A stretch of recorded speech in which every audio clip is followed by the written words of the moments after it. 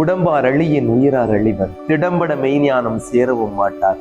உடம்பை வளர்க்கும் உபாயம் அறிந்தே உடம்பை வளர்த்தேன் உயிர் வளர்த்தேனே. 6ஆம் நூற்றாண்டிலேயே திருமந்திரத்துல இந்த பாட்டை பாடியிருக்கிறாரு.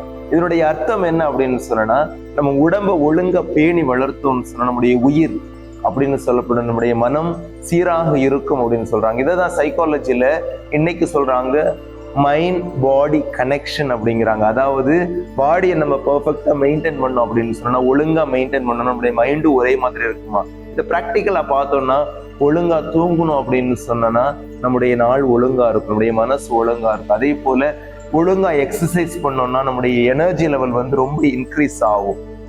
நான் என்னுடைய பாடி இமேஜை வெறுத்தேன் அப்படின்னு சொன்னேன்னா என்னுடைய செல்ஃப் இமேஜ் கம்ப்ளீட்டாவே அடி வாங்கும். என்னுடைய உடம்பை நான் பராமரிச்சேன்னு சொன்னேன்னா ஐ ரெஸ்பெக்ட் மை செல்ஃப் அப்படிங்கிற ஒரு மெசேஜை என்னுடைய உடம்பு என்னுடைய மைண்டுக்கு கொடுத்துக்கிட்டு இருக்கும்.